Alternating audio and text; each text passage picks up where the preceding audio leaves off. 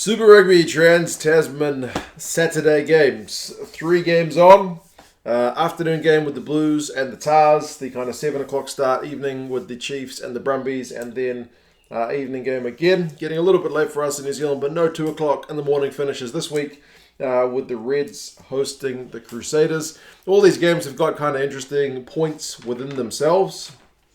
They'll be made more interesting by whatever happens tonight with the Friday games. But anyway, we'll go through these games, some of the lineups, the head-to-head stats, and the predictions. And you guys can let me know your thoughts on how these teams might be going to go at the weekend. So the first one, the Blues and the Tars.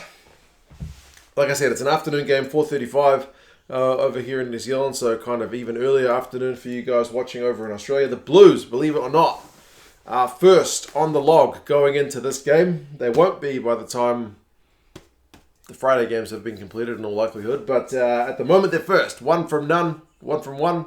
One and none. 50 points to 3 winners over the Rebels. Last week, they're back here at home. The Tars, they're in 8th. So better than they finished in Super Rugby AU. They scored 48 points against the Canes. They can certainly score points, but they conceded 64. So it wasn't the best look for them in terms of the points differential. But man, at least they got some points on the board, so they can do some stuff well. Just not everything. They'll need to be defensively tighter, obviously. That kind of goes without saying. And then the Blues will have to be ready to take on an attack which can score more than 3 points. For the lineups, the Blues have kept things relatively stable. Tuungafasi, Eklund, and Tuungafasi will look to put pressure on at scrum time again. But the Waratahs pack, I actually quite rate them, man. Bell, Pareki, and Harry Johnson-Holmes. Harry Johnson-Holmes got 2 tries. Bell got some heap of work done around the park, but it's going to be at scrum time where they're going to have to really front up. Cowley-Tuioti and Josh Goodhue are the locks, and they're pretty good actually. I thought Goodhue had an especially good game last week. Cowley-Tuioti's off overseas at the end of the Trans-Tasman season, so he's going to be wanting to leave the Blues on something of a high, so he's got something extra to play for. And you've got Patrick Tuipulotu back on the bench. That's a bit of good news. For the Tars, Hugh Sinclair and Max Douglas are there, and they're joined by Jack Wetton, who's back on the bench as well. Kind of familiar hunting ground for him to be back in Auckland. Robinson, Gibson, and Ioane are the back row for the Blues. They're resting Sotutu after he had a pretty big try-scoring shift last week, but Akira Ioane is not a bad guy to bring back and into the starting lineup from the bench. Gibson will be looking to put pressure on the breakdown, and Robinson, he's captain. He's been kind of a bit of an everywhere man. For the Tars, Swinton, Gamble, and Harris are the back row. So that means your man Tizano is on the bench, Dempsey is on the bench. So they are going with a 6-2 split. A couple of loose forwards to maybe combat that big Blues forward pack. But anyway, we will see how they go. Christie and Black is the 19 combo. This is maybe the favoured combination that Leon McDonald has found. Knock is still your guy on the bench. He can't buy a start yet, but Christie had one of his better games for the Blues last week. Gordon and Donaldson is the 19 combo for the Tars. So that means Harrison is stuck on the bench. Gordon's kind of come out of nowhere, man. He was kind of his initial selection after playing shoot shield rugby was kind of much criticised, saying we've got other guys we could be playing. But no, he's looked the business every game that he's played. And Gordon, man, Jake Gordon, he seems really fired up, and he was kind of taking the bull by the horns last week in terms of trying to get his team going forward. Faiane and Rieko Ioane are the midfield. That balance of Faiane's defence with Riko's attack, because Rieko at times has been a little bit suspect defensively. Foketi and Parise, speaking of guys who are a bit suspect defensively, Parise is that guy. He's maybe Rieko, but even further gone in terms of the extremities of, like, he's really good on attack and his defensive numbers are pretty shocking. Like, Rieko is kind of at least more in the middle, leaning towards attack. Parise is just, absolutely all-out attack because, he's... Anyway, for the Blues back three, it's Lamb, Heem, and Sullivan. And I was actually kind of impressed by old Bryce Heem the other day. He did all right, actually, for the old boy. And Zarn Sullivan, he's got a big old boot on him, and attacking-wise, he's a very dangerous customer, breaks a few tackles. James Turner's getting his debut for the Tars on the left wing. Apparently he's been scoring heaps of tries in the shoot shield as well. Newsom's on the right wing, and Maddox is at 15. He'll need to be better defensively, absolutely, because the Blues, like I said, put 50 points on the Rebels last week, so they'll need to do some defending. Laulala is out for the Blues. So Tutu, as I said, being rested. 6-2 split for the Tars. Hodgman on the bench. Tuipulotu, Papali'i. Harry Plummer's there. Knock for the Tars. Faulkner's there. I mentioned Tempsey, Jack Grant, and so on. The head-to-head stats between the two teams after just one round of Trans-Tasman. Believe it or not, the Tars have scored more tries than the Blues. They got 7 last week, whereas the Blues got 6. The Blues only conceded 3 points. The clean breaks, Blues were at 19, Tars at 15, so both sides rank really highly in Super Rugby Trans-Tasman for that. Run meet is 583, 457, so both sides doing really well. I think that's second and third, respectively, Blues and Tars. So as I said, attacking numbers for both sides looking really good. It's the defensive numbers which, unsurprisingly, don't look that flattering for the Tars. The Blues were at 86.7% for their defence, their tackling, fourth in Trans-Tasman, whereas the Tars were at 79.1, which is good enough for last spot. If you're going to concede 64 points, that's probably where you expect to be. Interestingly, both of these sides are the top offloading sides in Super Rugby Trans-Tasman thus far, with 12 apiece. So this game could be an absolute try-fest as well. As I said, it's on in the afternoon. The weather forecast is looking pretty decent. I should be off to this one. Yeah, man, it should be a fun game. I went to see the Tars the last time they were here. I think Israel Folau scored a try in that game to become like Super Rugby's top try scorer. So that one was a pretty entertaining one. Hopefully this one proves to be as well. That being said, the bookies and the Rugby Forecast algorithm are both picking this one to be pretty lopsided. The bookies say Blues by 35, and the Rugby Forecast algorithm, not quite so extreme, Blues by 19. We'll see how it plays out. The second game, the Chiefs and the Brumbies, two of the more, middle of the pack sides in terms of their rankings, 5th against 7th. Narrow loss to the Crusaders, narrow win over the Force. So on paper, this looks like it could be one of the closer games. Remember, the Chiefs will be travelling back from Perth. So although they're at home, they've got the longer trek, whereas the Brumbies just kind of jump across the ditch. So maybe that balances out partially the home advantage. I don't know. When I've looked at travel and back when Super Rugby was in its old format, it was never a huge influence over the results, to be fair. Teams coming off travel didn't do particularly worse than teams who didn't travel. But I don't know. I still say it's a factor. Home advantage is definitely a stronger factor than the travel, that's for sure. But remember, the last time the Brumbies visited Hamilton, they managed to get a win. And some of the guys would have been in this squad. Not all of them. A lot of them would have been different. But anyway, that was 2020. This is 2021. Different competition. For the Chiefs, Ross Tokiaho and Mafaleo. The front row, Ta'avao's got a bit of a calf problem, I think. So he's being rested for this one. They've actually had quite a changed lineup, maybe to combat some of that travel as well. Tokiaho was on the bench last week. He gets a start. Lord and Va'i is the same lock and duo. And Messam, Boshia and Jacobson is the back row. Man, Liam Messam's still going strong. He gets the number 6 jersey. Sol Kula drops to the bench. Probably just a bit of rest and recovery. They swap places, so I wouldn't think Messam will go too deep into the second half before he gets substituted, but we'll see. Remember, Jacobson got 2 yellow cards last week, so discipline will need to be better compared to last week anyway. Weber and DMAC, actually 19 come over. Interestingly, that in Trans-Tasman, DMAC is at 10.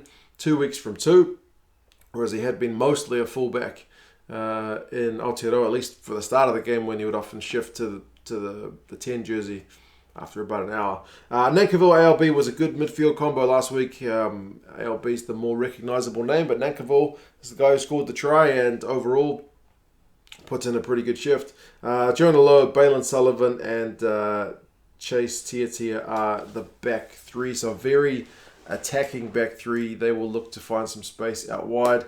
I mentioned Sokula's on the bench. Moley is back after a huge injury layoff for Atu Moley, so good to see him back, man. He's had some issues with injuries.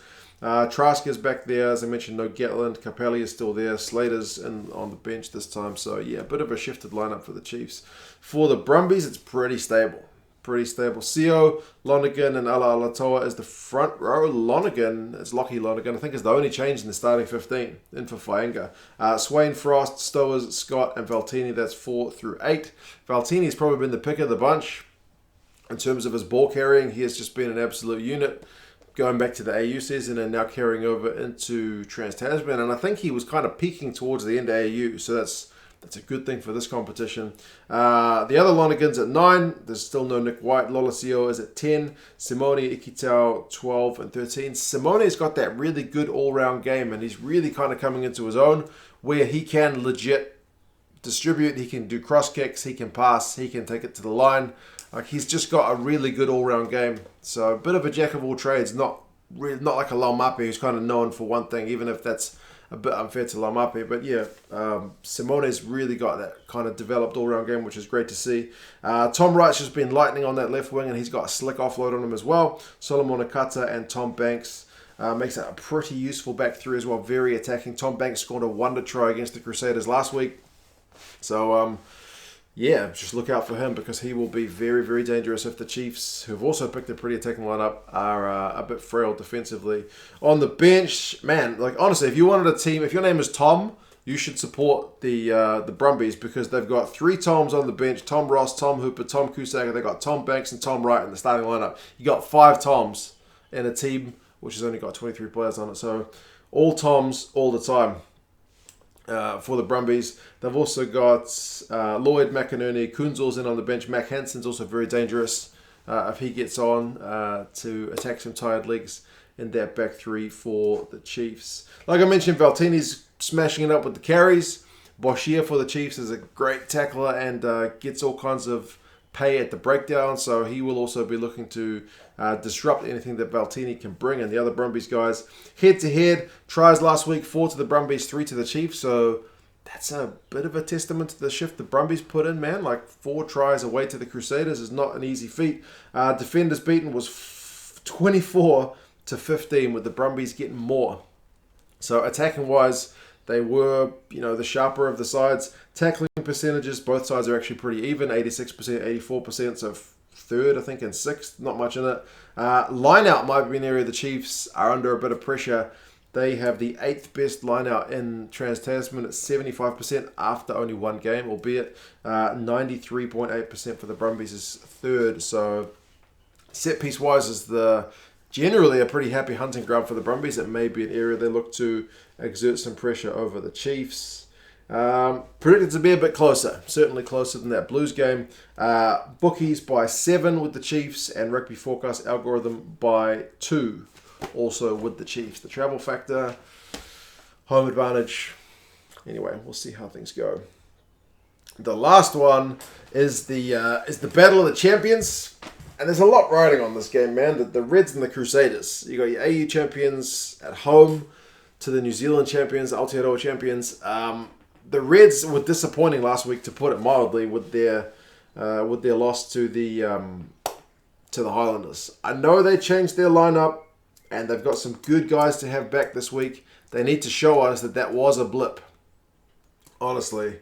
And the Crusaders have had to make a few changes. They've got George Bridge out with appendicitis. I think he's out for the season, actually. They've dropped Scott Barrett. He's still recovering, so he's not 100%. He's being rested. Tom Sanders broke his nose and got a concussion. So if there's a time to play the Crusaders, man, maybe it's now. Maybe it is now. Remember, the Crusaders didn't look at 100% either last week. They still managed to just squeak by with a win, but they have to travel to Brisbane. Brisbane's been a pretty happy hunting ground for the Reds for quite some time. They're on quite a winning streak, I believe, at Suncorp. So it's going to take a big effort from the Crusaders to beat them, or will it? That's the kind of question. The Reds are going to have to make it very difficult for them because they're in 9th after their, as I mentioned, pretty disappointing performance. The Crusaders are in 4th. Xander, Brendan Paingamosa, and Tupo is the front row. Remember, Tupo was on the bench last week. He gets a start. Ryan Smith and Salakai Loto seems to be maybe Brad Thorne's preferred locking duo at the moment. Liam Wright gets a start alongside Fraser McRae. That's a heck of a lot of breakdown pressure. Both those guys, big tacklers and also very good pilferers. It's almost like playing 2 sevens essentially. And Wilson is there at number 8. His carrying has not been what it was in previous times, but he's due for a big game at some point soon. McDermott's back at 9. Good to see him back because I thought their distribution was maybe a bit off last week early. But he gets a start. And James O'Connor is back. Remember, he only lasted 40 minutes in that game against the Highlanders. Hopefully he goes the full 80. He's co-captain along with Liam Wright. Liam Wright was the club's out-and-out captain before. Seems they're going to share the duties at the moment. Stewart and Paisami are 12-13. And Paisami is a massive guy to have back. I like Josh Fluke, but Paisami and Stewart have been a midfield combo for quite some time. They've got a good relationship. Stewart tends to do the defending and Paisami tends to just throw everything into attack. So that could be a fun one to watch. Paisami has just been having a breakout season, so look out for him. And Jock Campbell, Vunivalu and Hegarty are your back three. Remember, Vunivalu scored 2 really good tries. People giving like, oh, he's scoring against Jonah Nariki. He's short, it's easy. I don't know, man. Vunivalu's tries I thought were pretty exceptional, so look for him to try and get some aerial ball, but Faiane is a big guy, so we will find out if Vunivalu does have a kind of X-Factor ability or if he can just only dominate short guys. I'm sure Faiane is a fair bit bigger than Nariki. Anyway, they've got Hooper on the bench. Thomas, like I mentioned, he was the guy who started at 9 last week. Uru, Scott Young, Daugunu, so heaps of talent on that Reds bench as well.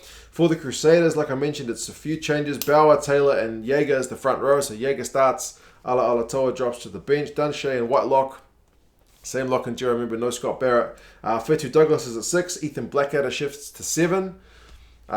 He's a big defensive unit as well. Gets through a ton of tackles and is a threat at the breakdown as well. So it's not an unnatural shift for him to be at 7. Cullen Grace is at 8. Good line-out man as well as his work around the park. Drummond's back in the team and he starts at 9. He was rested last week. Moonga, dangerous guy. Very dangerous. Defenders beaten numbers are huge after only 1 week. He's at 10. David Havili and Brendan Enor, 12-13. And Havili is proving to be that kind of second playmaker in the midfield. He's that guy who can really kick, distribute, pass very well, control the game from that 12 jersey. His tackling was a little bit off last week, but generally he's pretty solid. But maybe Paisami will try and exploit something there. Good luck. Faiane, as I mentioned, Reese is back starting, and Will Jordan is back at 15. Will Jordan is just absolute lightning. He is just such a hard guy to bring down. And he's at 15, so the Reds will have to be very sharp. The bench, McAllister, Alalato, like I mentioned, Strange. Sione Havili is back. Bryn Hall's dropped to the bench. Dallas McLeod, Manasa Mataele. So, yeah, there's plenty of attacking on both benches, to be fair. The head-to-head stuff, tries, the Crusaders scored 5. The Reds just the 3 last week. Clean breaks, though, the Reds had 6, the Crusaders 5. So both sides actually kind of on the low side compared to some of the other teams. Run meters, 7th and 4th, so 391, 455. Crusaders kind of edging that one. They had a bit more pay in their game last week in that regard. Both sides' defensive numbers, as I mentioned, both sides were a bit off last week. Kind of lowish, like around 80. 80% for the Reds, 81% for the Crusaders. Both these sides are usually a lot higher than that. That's like 7th and 8th of all the teams, so quite low. You're beating the Rebels and the Tars with those kind of numbers, but not much more. Interestingly, the Reds had the better of the lineouts. The Crusaders one also 81% is a bit fragile. But how often do the Crusaders have 2 bad weeks in any particular area? Not very often. The Crusaders go into this one as favourites despite being away from home. Bookies say by 9. Rugby forecast algorithm says by 4. So yeah, for the competition itself, an Aussie team getting a win would certainly be welcome. The Blues one seems the most unlikely, but with the Blues, you honestly never know. The Chiefs and Brumbies could be a proper ding-dong battle, or the Chiefs will certainly back themselves at home. And the Battle of the Champions, the Reds, even if they're going to lose, need to put in a huge shift. With a good crowd behind them, they will certainly back themselves. They will have confidence. They will be looking to write off last week and reset. But I would imagine the Crusaders will be better than they were last week as well. Anyway, you guys let me know your thoughts. If you did get almost through 20 minutes of this video, drop us a like. It's always helpful. And yeah, I'll talk to you guys again soon. See you later. Bye.